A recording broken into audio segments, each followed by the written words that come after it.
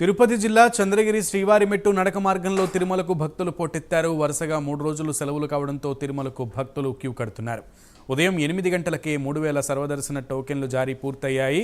గతంలో 6000 సర్వదర్శన టోకెన్లు జారీ చేస్తుండటంతో ఇప్పుడు టోకెన్లు జారీ కుదించడంతో భక్తులు అగచాట్లు పడుతున్నారు.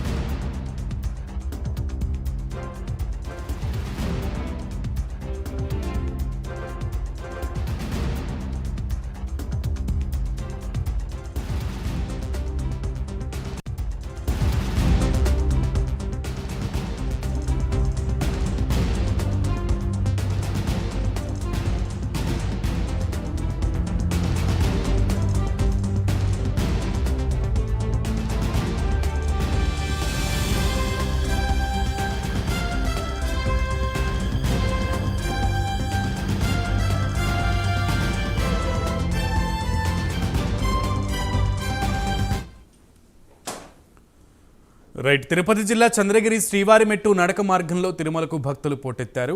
వరుసగా 3 రోజులు సెలవులు కావడంతో తిరుమలకు భక్తులు క్యూ కడుతున్నారు.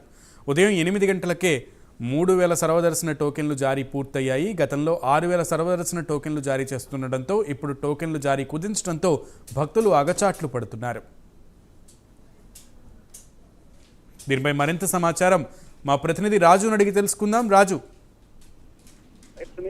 మొత్తం మీద తిరుమలకు భక్తులు పోటెత్తారు. సర్వదర్శనానికి దాదాపు 10 గంటలకు పైగా సమయం పడుతూ ఉండడం పక్క, అంతేకాకుండా వరుస సెలవుల కారణంగా భారీ ఎత్తున భక్తులు తరలి వచ్చినటువంటి పరిస్థితి కనిపిస్తుంది. ముఖ్యంగా తిరుమలకు నడిచి వెళ్లేటటువంటి ఈ నడక మార్గంలో భక్తులు పెద్ద సంఖ్యలో రావడంతో ఆ మెట్లన్నీ కూడా భక్తులతో నిండిపోయినటువంటి పరిస్థితి, నడవడానికి కూడా అక్కడ ప్లేస్ లేనటువంటి సిచ్యువేషన్. అంతేకాకుండా ఈ 3 రోజులు వరుస సెలవులు ఉన్నటువంటి నేపథ్యంలోనే భక్తులు క్యూ కడుతూ ఉన్నటువంటి పరిస్థితి. అయితే దీన్ని ముందుగా అంచనా వేయలేకపోవడంతో ప్రస్తుతానికి భక్తులు పోటెత్తినటువంటి విషయం అయితే కనిపిస్తుంది. అయితే ఉదయం 8 గంటలకే దాదాపు 3000 సర్వదర్శన టోకెన్లను జారీ చేసింది టీటీడీ. అంతేకాకుండా గతంలో 6000 టికెట్లు ఇచ్చిన వారు ఇప్పుడు ఆ టికెట్లని కుదించి ఇవ్వడంతో ఆ 3000 టికెట్లు మాత్రం ఇచ్చారు. అది కూడా ఉదయం 8 గంటలకే ఆ టికెట్లు ఇచ్చేసినటువంటి పరిస్థితి. అయినప్పటికీ కూడా భారీ సంఖ్యలో ప్రస్తుతానికి భక్తులైతే తరలి వచ్చినటువంటి పరిస్థితి. సో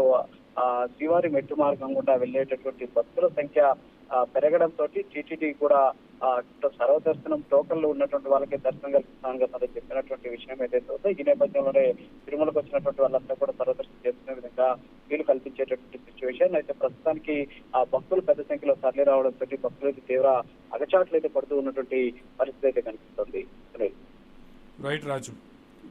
రాజు, అయితే గతంలో 6000 టోకెన్లు ఉన్నటువంటి పరిస్థితుల్లో ఇప్పుడు 3000కి కుదించడానికి కారణాలు ఏం చెప్తున్నారు అధికారులు?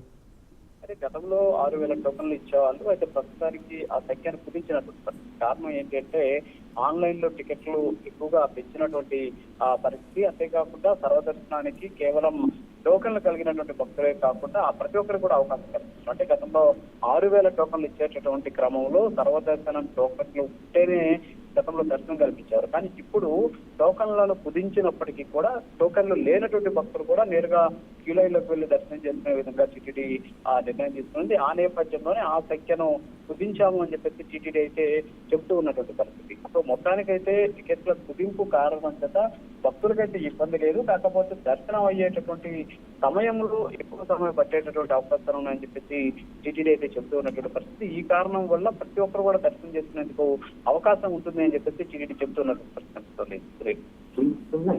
Right Raju, thank you.